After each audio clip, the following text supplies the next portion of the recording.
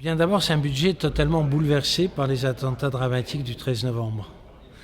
Parce que le budget initial était un budget, je dirais, trop faible. Il correspondait à la progression des dépenses du gouvernement dans son ensemble, 0,9% d'augmentation.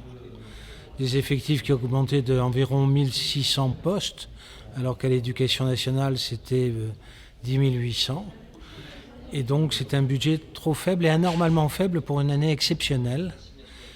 Une année qui a vu nos forces de sécurité affronter le terrorisme d'une part, la crise migratoire d'autre part. Donc le président de la République en a pris conscience et a annoncé au Parlement à Versailles qu'un effort exceptionnel allait être fait. Ce qui a été fait, je dirais, dans la précipitation, mais heureusement fait, par le gouvernement. Et donc le budget a été totalement bouleversé par un amendement gouvernemental de 340 millions d'euros. Il y a des créations de postes. Il y en avait déjà 1600 plus 3500 annoncés. Je dirais donc ça fait un certain nombre de créations de postes. Les créations de postes, on ne peut pas les produire spontanément, donc il va falloir former.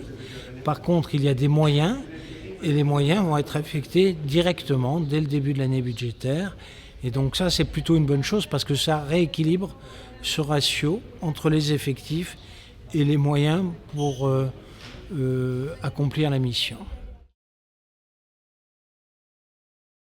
Le gouvernement a remis des moyens, notamment sur l'investissement et le fonctionnement, de l'ordre de 220 millions d'euros. Jusqu'à présent, le parc automobile était vieillissant depuis des années, c'était une constante, ainsi que d'autres moyens qui n'étaient pas renouvelés suffisamment, des moyens de protection, d'armement.